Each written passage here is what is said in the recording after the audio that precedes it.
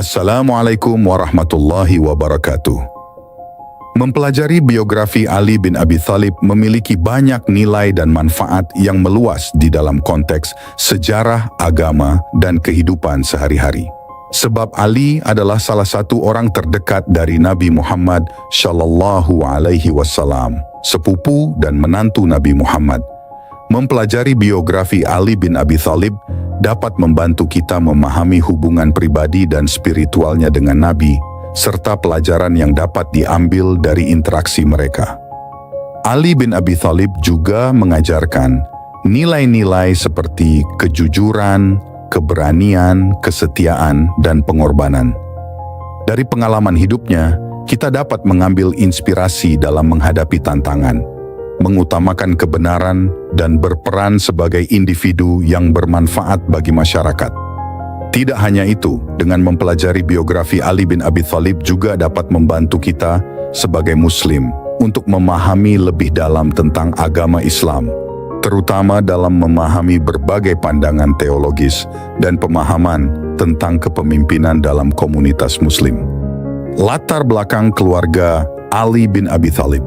Mempelajari biografi Ali bin Abi Thalib tentu tidak lengkap jika tidak membahas latar belakang keluarganya, salah satu dari sahabat Nabi Muhammad Shallallahu Alaihi Wasallam tersebut.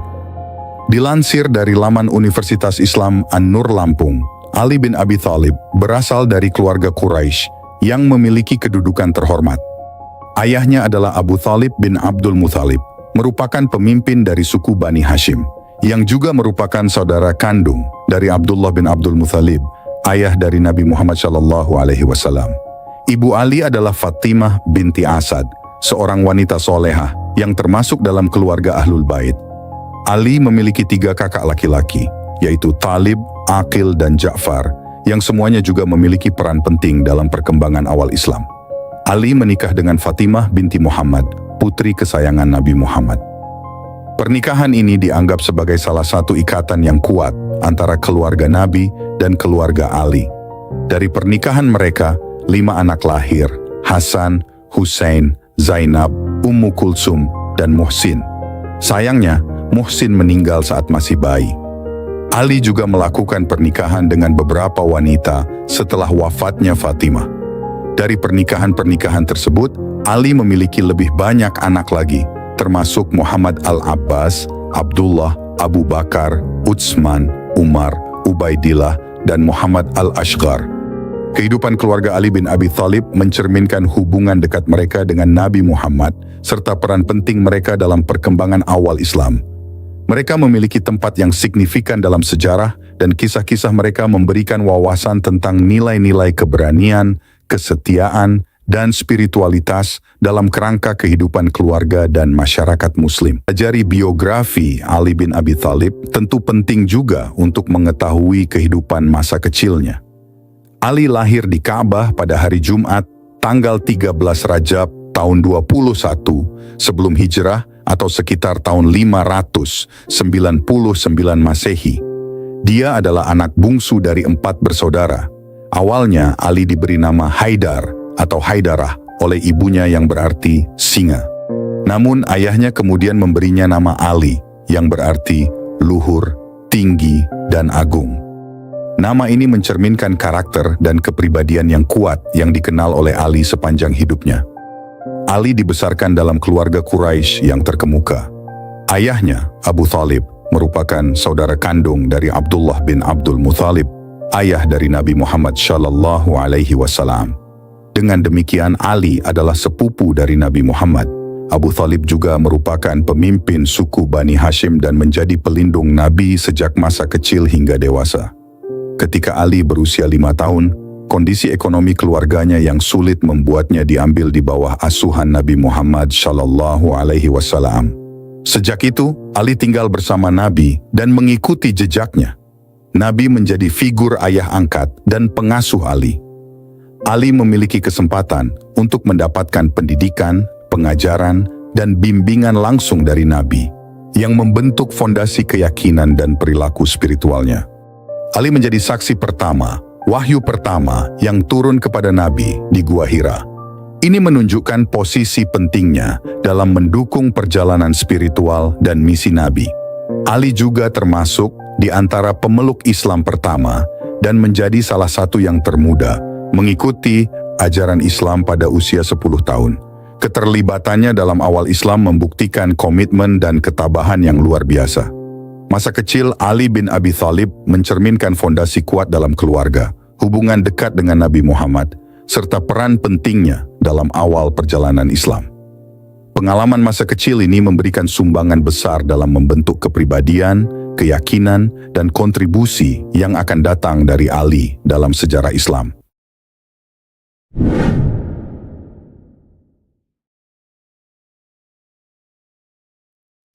Biografi Ali bin Abi Thalib juga menjelaskan bagaimana perannya dalam penyebaran dan perkembangan agama Islam.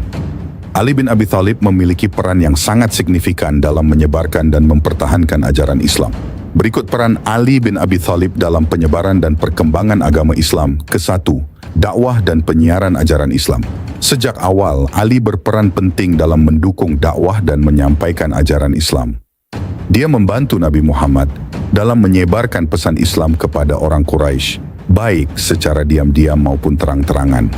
Keberanian dan komitmennya dalam menyampaikan pesan Allah Subhanahu wa Ta'ala membantu membangun basis pengikut awal Islam. Kedua, hijrah ke Madinah. Ali juga ikut serta dalam hijrah ke Madinah bersama Nabi dan keluarganya. Langkah ini menunjukkan kesetiaannya terhadap Islam dan Nabi, serta keinginan untuk mendukung perkembangan Islam di kota baru ini. Ketiga, keterlibatan dalam peperangan. Ali adalah pejuang yang berani dan tangguh di medan perang.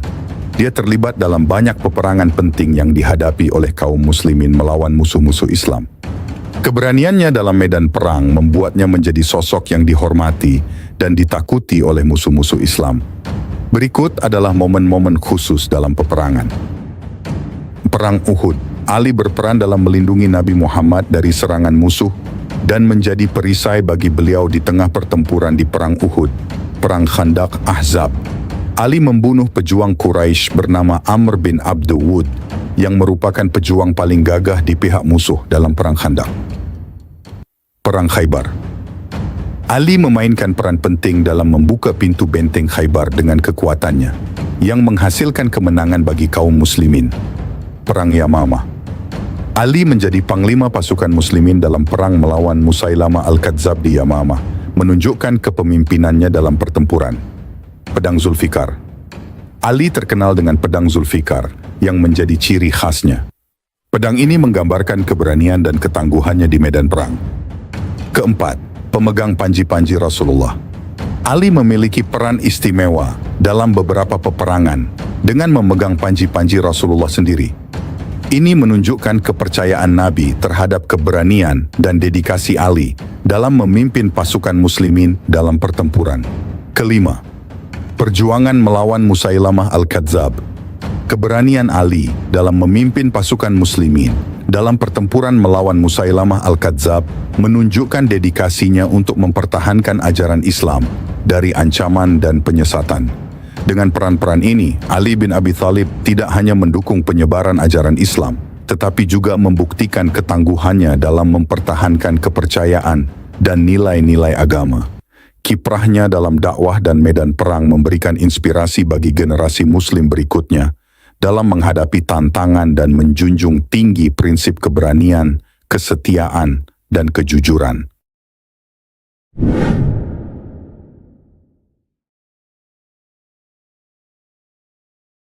Ali bin Abi Thalib menjadi khalifah keempat setelah Utsman bin Affan dibunuh oleh pemberontak pada tahun 35 Hijriah. Ali diangkat menjadi khalifah oleh sebagian besar kaum muslimin di Madinah setelah dia diminta untuk mengambil alih kepemimpinan. Ali awalnya menolak karena merasa ada yang lebih baik darinya, namun akhirnya menerima karena desakan umat. Dia memindahkan pusat pemerintahan dari Madinah ke Kufah di Irak dan berusaha untuk memperbaiki pemerintahan dengan mengganti pejabat dan gubernur yang tidak kompeten atau korup. Masa kepemimpinan Ali ditandai oleh konflik dan perpecahan di kalangan umat Islam. Dia menghadapi 3 perang saudara yang dikenal sebagai fitnah kubra. Perang Jamal melawan Aisyah, Talha, dan Zubair terjadi sebagai akibat tuntutan balas dendam atas pembunuhan Utsman. Perang Siffin melibatkan pertempuran melawan Muawiyah yang menolak mengakui kepemimpinan Ali. Perang Nahrawan terjadi melawan kelompok Khawarij yang memberontak terhadap Ali karena dia menerima arbitrase dalam Perang Siffin.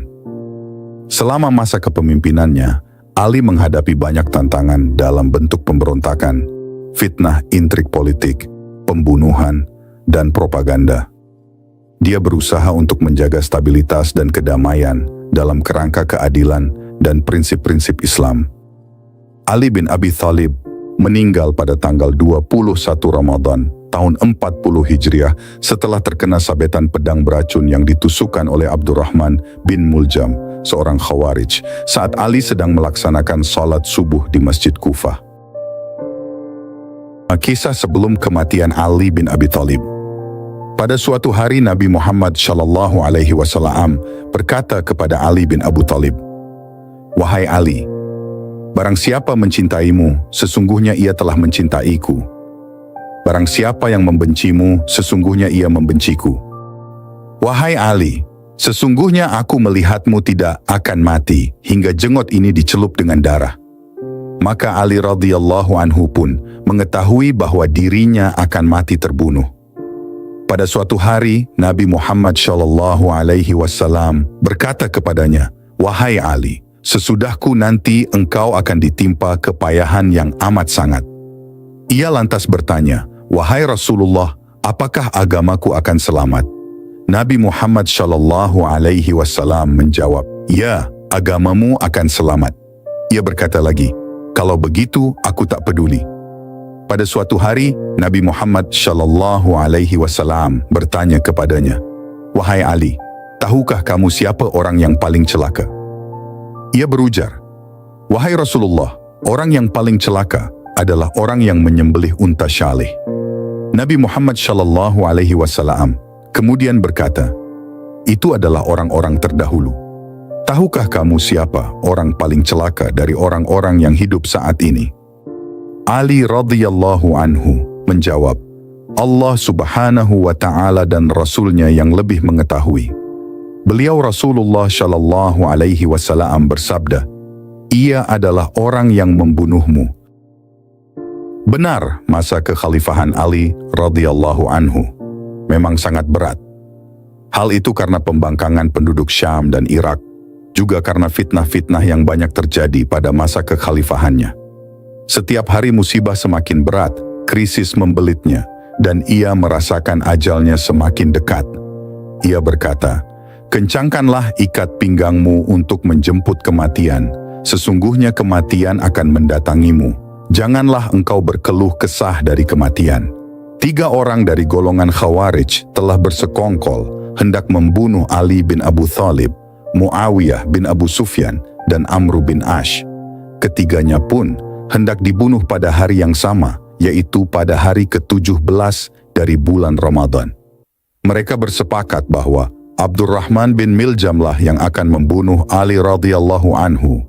Ibnu Miljam mengasah pedangnya selama 4 hari.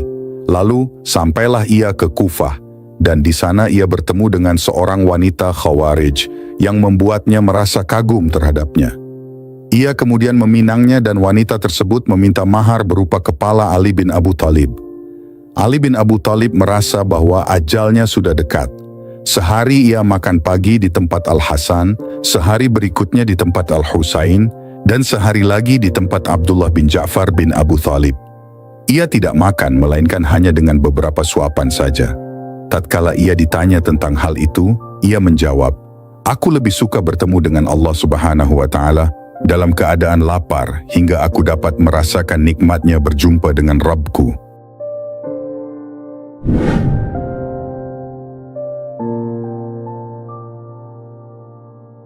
Bicara tentang manusia, orang sudah seharusnya bicara tentang apa yang terjadi di akhir perjalanan manusia, yaitu kematian. Dan soal kematian, fragmen kesyahidan Amirul Mukminin Imam Ali bin Abi Thalib merupakan manifestasi keimanan, kecintaan, akhlak yang agung, kemuliaan, kerinduan, membara pada Sang Khalik. Kalangan sejarawan Islam mengatakan bahwa kesyahidan Ali bin Abi Thalib menjadi indah dalam sejarah kemanusiaan karena dia telah mengetahui detail ceritanya dari jauh hari. Rasulullah sendiri yang mengabarkan bahwa Imam Ali bakal syahid karena sebuah tebasan pedang beracun di bulan Ramadan. Tapi Ali tak pernah sedikit pun menunjukkan tanda meminta penangguhan atau menunjukkan gelagat enggan menerima suratan tragis itu. Padahal sekiranya mau, dia bisa mengubah cerita akhir hidupnya. Ali pernah menahan terbenamnya matahari dengan sebaris doa. Orang pun tahu kalau Rasulullah akan mengorbankan apa saja, termasuk nyawanya, sekiranya Ali bin Abi Thalib yang meminta. Antara Rasulullah dan Ali ada ikatan kuat yang tak terpisahkan, bahkan oleh kematian. Ali pernah berkata, "Nabi membesarkan aku dengan suapannya sendiri. Aku pun selalu menyertai beliau kemanapun beliau pergi, seperti anak unta yang mengikuti induknya. Tiap hari aku dapatkan suatu hal baru dari akhlak beliau yang mulia. Aku menerimanya serta langsung mengikutinya sebagai kewajiban yang diperintahkan."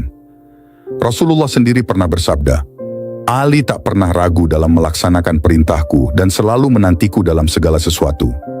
Kata Rasulullah, "Jika kalian ingin melihat keluasan ilmu Adam, kesalehan Nuh, kesetiaan Ibrahim, keterpesonaan Musa saat menyaksikan Allah Subhanahu wa Ta'ala, pelayanan dan wara Isa, maka lihatlah pada wajah Ali."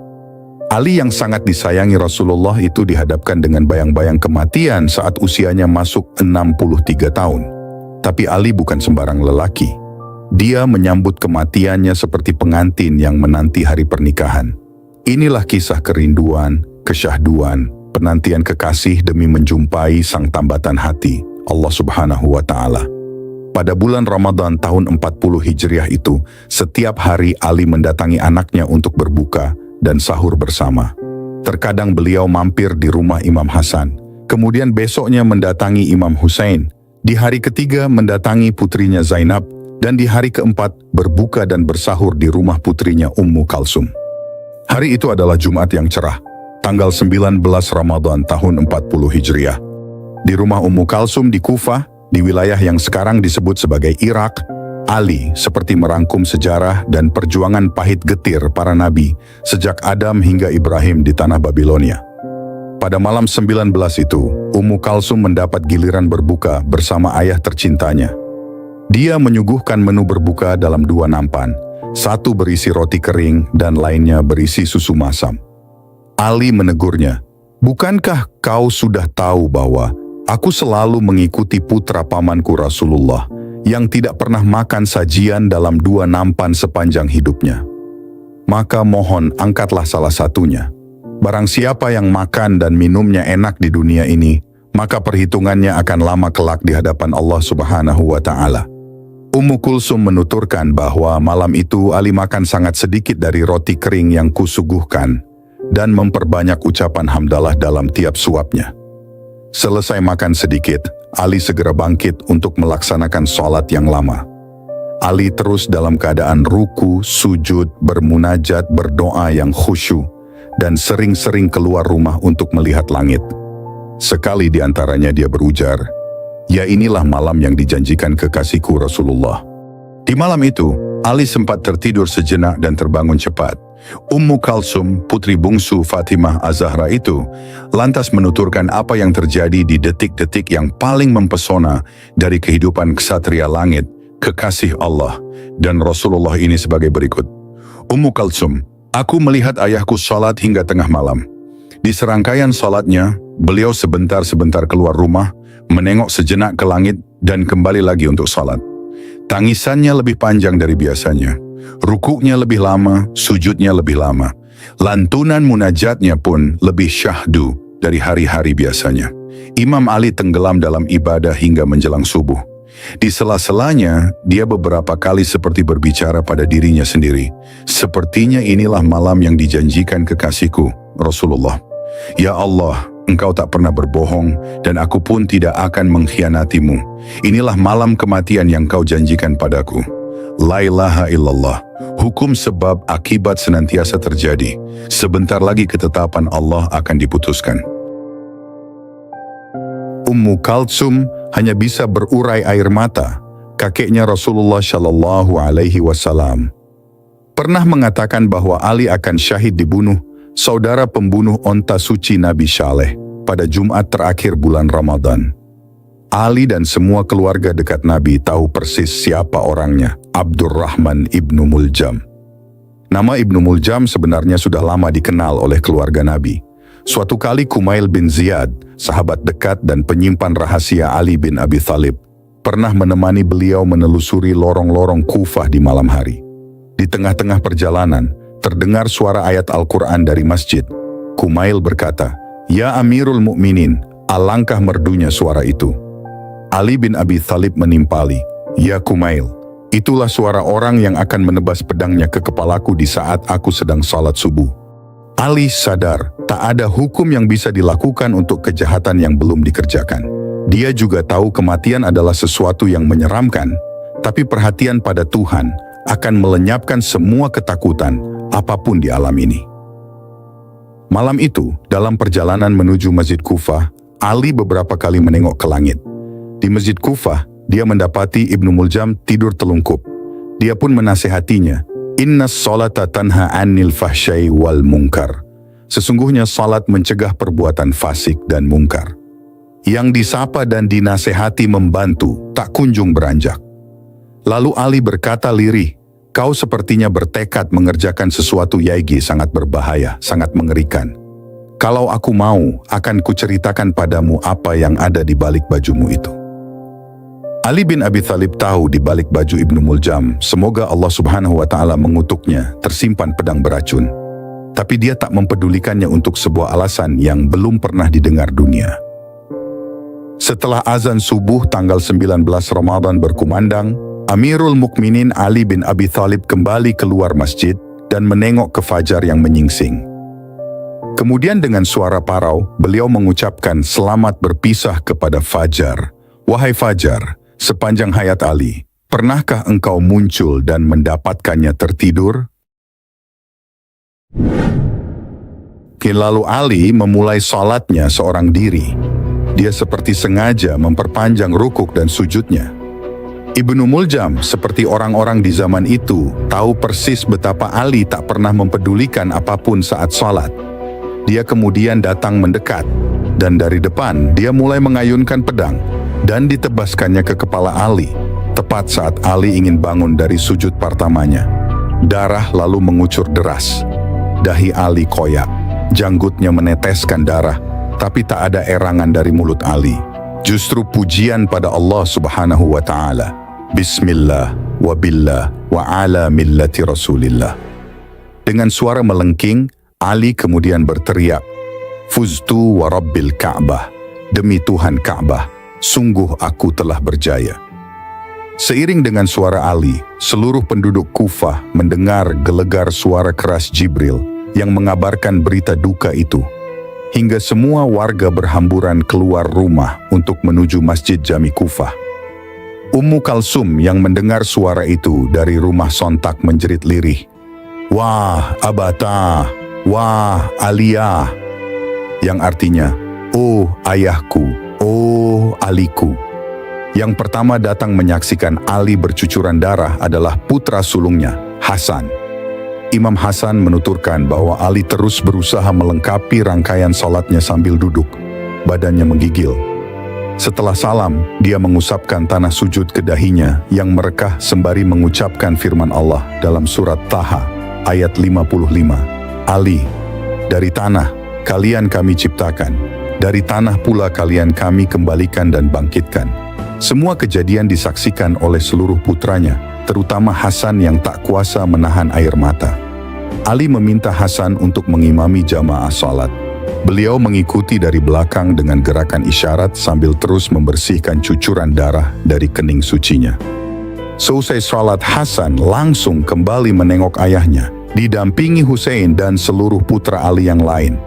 Hasan berkata, "Duhai ayahku, tak kuasa aku melihatmu begini. Sungguh ini sangat menghancurkan hatiku.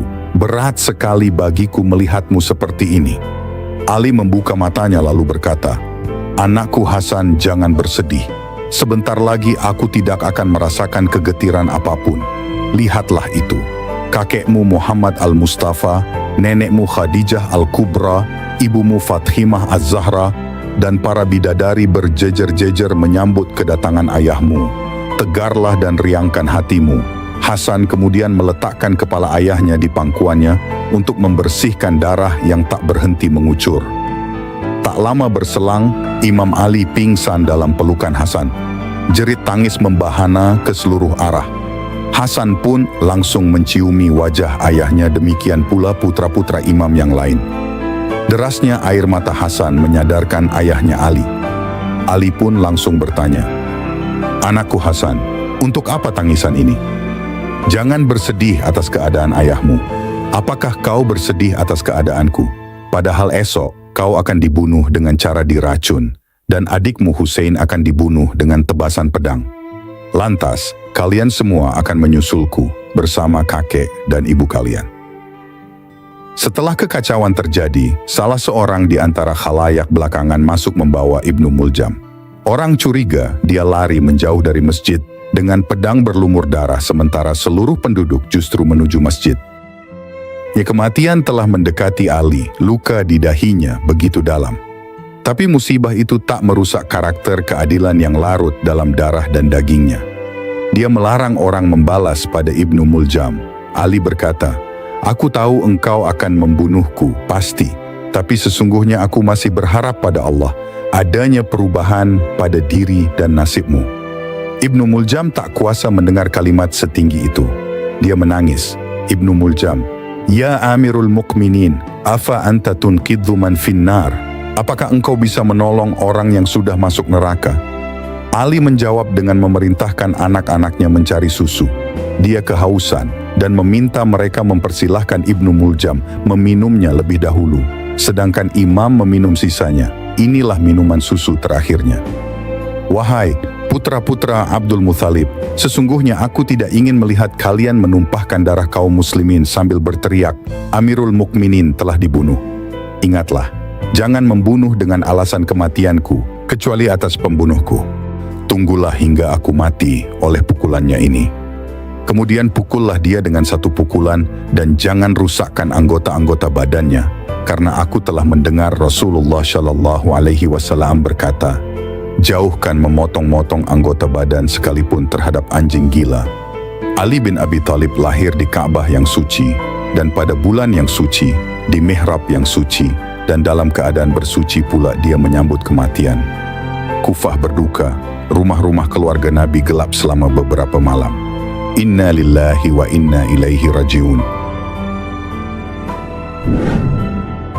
Para malaikat dan segenap kekasih Allah Subhanahu wa Ta'ala meleleh dalam pilu yang menyayat.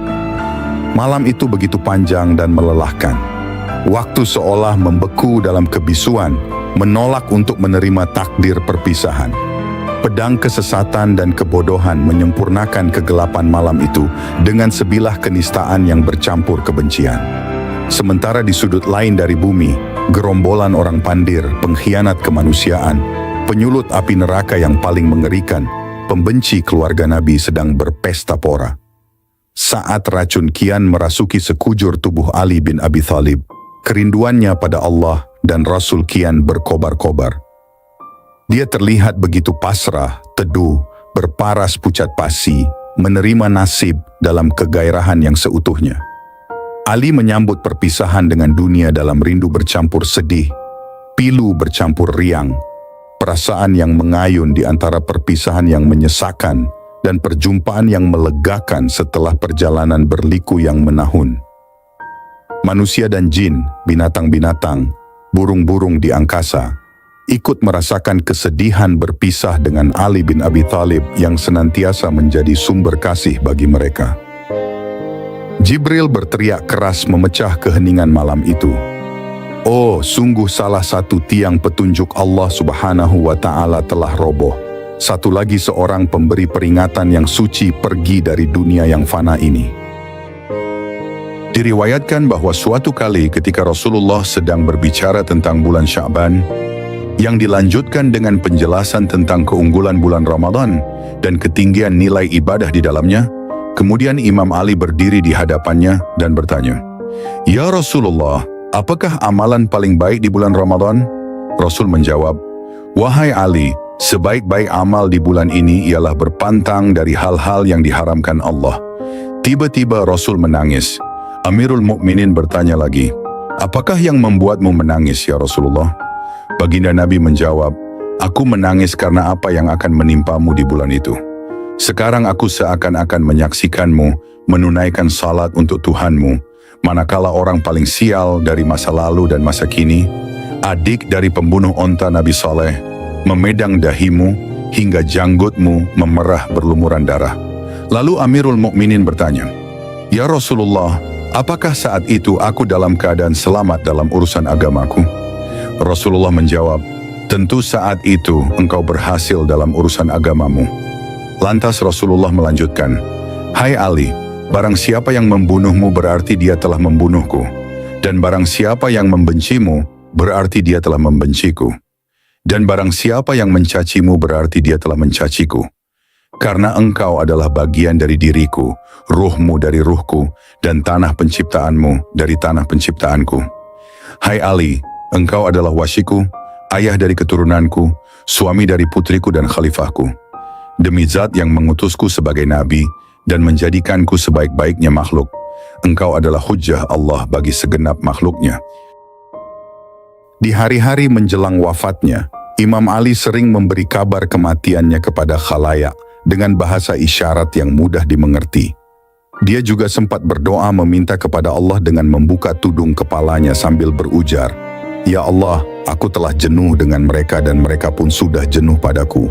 Aku telah bosan dengan mereka dan mereka pun sudah bosan denganku. Tidakkah sebaiknya ada perpisahan? Dikabarkan pula bahwa pada bulan Ramadan itu, Imam Ali melihat tanda paling jelas dari dekatnya jemputan ajal ketika bermimpi melihat Rasulullah sedang membersihkan tanah dari wajah Imam Ali dan bertutur, hai Ali, tiada lagi bebanmu. Kau telah menunaikan semua kewajiban. Muhammad ibnu Abu Bakar, aku menginap di rumah ayahku pada malam 21. Racun telah menjalar sampai ke ujung-ujung kakinya. Wajahnya semakin pucat, pandangan matanya nyaris tertutup. Kami kemudian membaringkannya di ranjang. Beliau terus mengulang-ulangi wasiat-wasiatnya kepada kami dan bertakziah atas kepergiannya sendiri. Beliau pun terus-menerus salat dalam keadaan duduk. Tidak lama kemudian, Ummu Kulsum dan Zainab datang dalam keadaan menangis. Sambil bercucuran air mata Zainab berujar, ayah, duka kami terhadapmu pastilah panjang dan air mata kami tidak bakal berhenti. Mendengar suara Zainab, seluruh keluarga besar Imam Ali menangis. Suara keras ini kemudian membangunkan Ali. Setelah mengedarkan pandangan ke segenap arah, Ali menatap Zainab dan tak kuasa menahan air mata. Para tabib yang berusaha menyembuhkannya sudah menyerah dan mengusulkan Imam Ali meminum susu sebanyak mungkin. Air susu adalah makanan sekaligus minuman Imam Ali hingga syahadah beliau.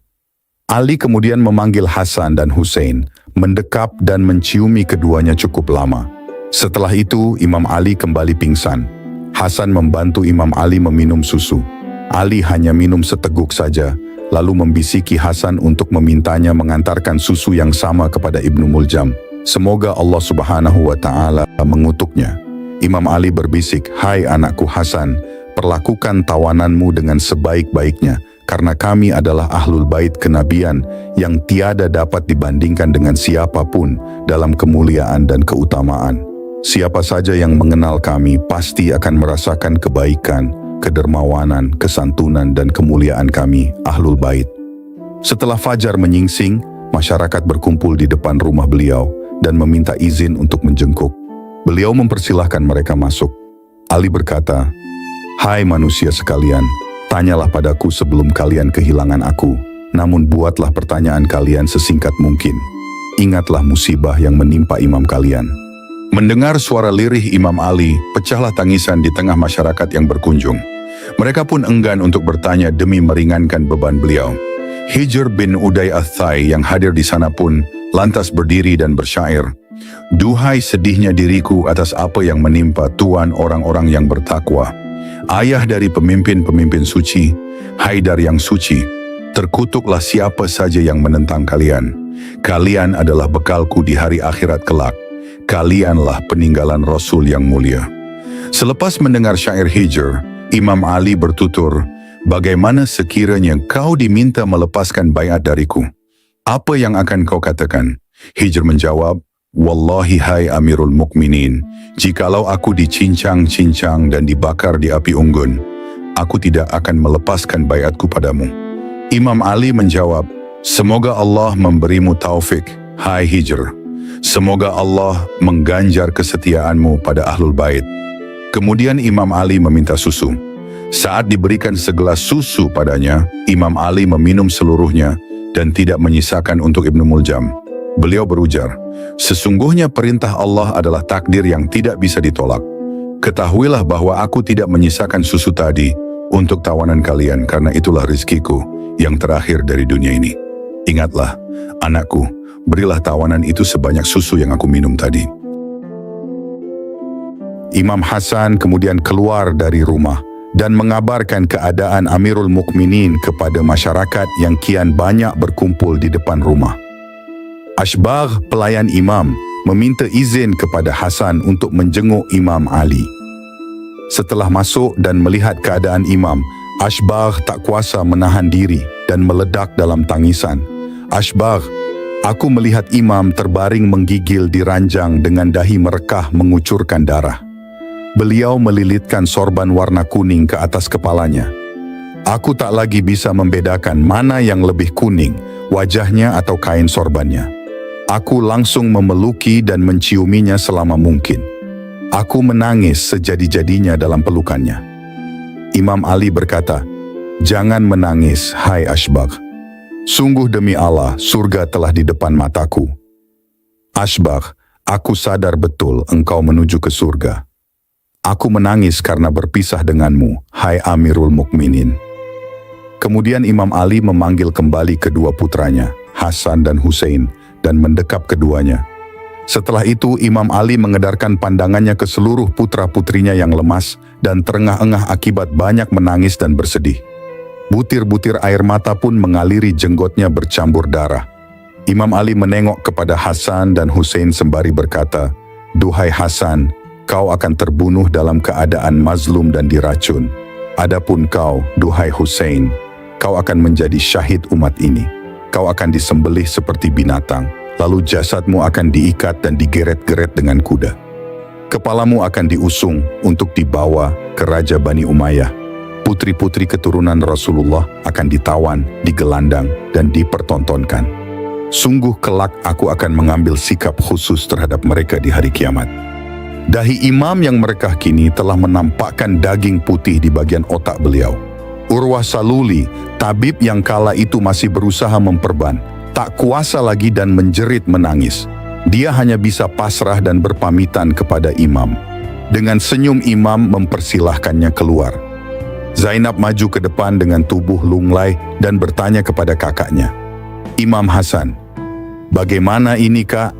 Apa kata tabib tentang luka ayahanda dan tambatan hatiku? Aku belum siap ditinggalnya, Kak. Hasan berusaha menenangkan Zainab yang sangat peka malam itu dengan memeluknya erat-erat. Muhammad ibn Abu Bakar al-Hanafiyah melanjutkan, setelah malam mulai gelap, Imam Ali meminta seluruh anak dan kerabat Ahlul Bait untuk berkumpul di sekitarnya. Beliau berkata, Allah Subhanahu wa Ta'ala adalah penjaga kalian setelah kepergianku. Dia adalah gantungan dan sandaranku. Sekujur tubuh Imam Ali sudah membiru kemerahan. Beliau sudah tidak mau lagi makan dan minum apapun. Bibirnya terus berzikir, bertasbih, bertahmid, bertahlil sebagai tanda bahwa dia masih di bumi.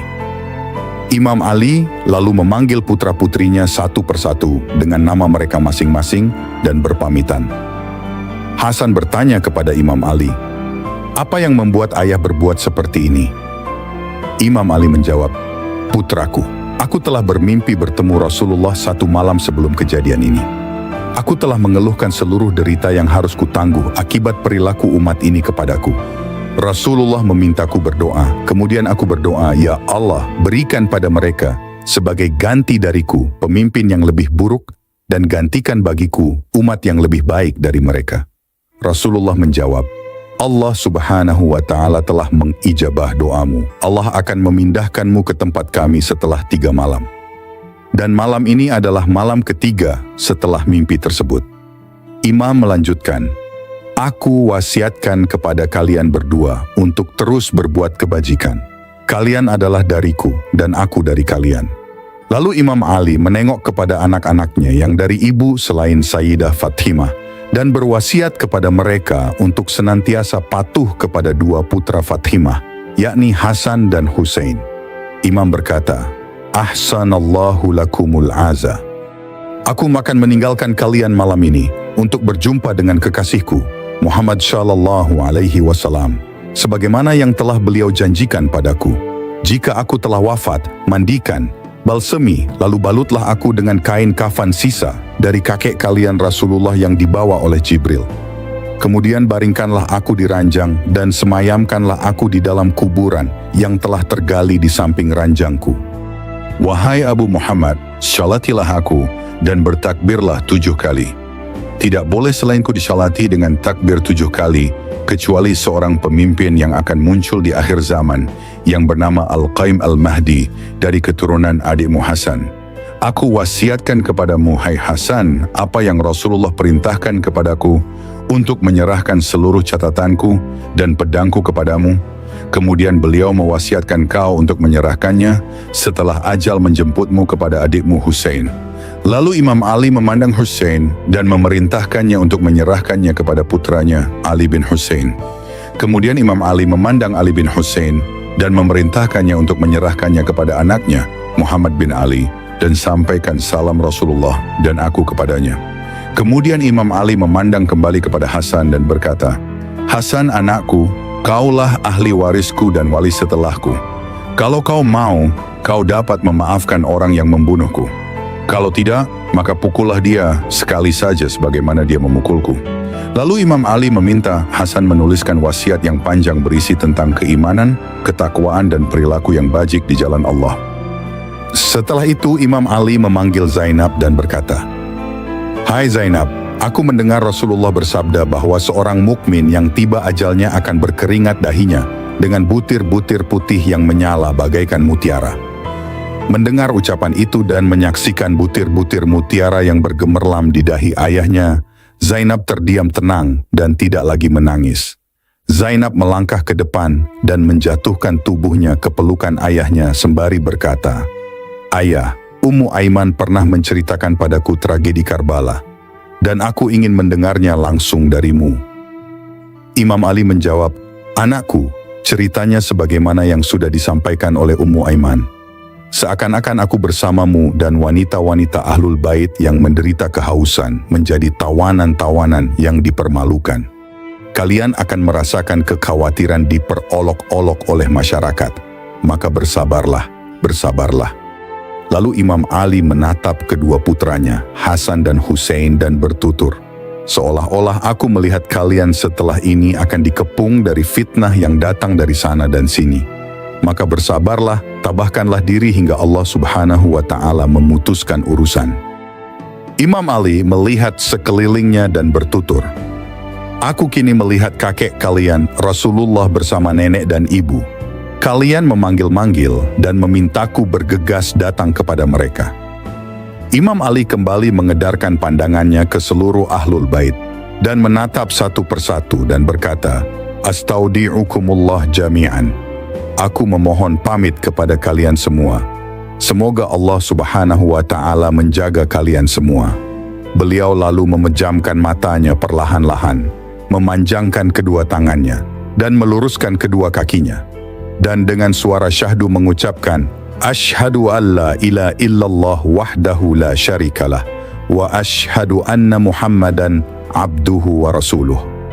Demikianlah. Nafasnya terhenti dan ruhnya melesat menembus angkasa menuju tingkat wujud tertinggi, kehadirat Zat Kudus Ilahi, bersatu dengan kekasih mutlak yang maha sempurna dalam keadaan syahid, suci, bersih, penuh cahaya. Inna lillahi wa inna ilaihi raji'un. Demikian kisah Imam Ali bin Abi Thalib yang begitu indah di akhir hayatnya. Semoga kisah ini sangat bermanfaat, menginspirasi, dan meningkatkan imam kita kepada Allah Subhanahu wa Ta'ala dan Rasul-Nya.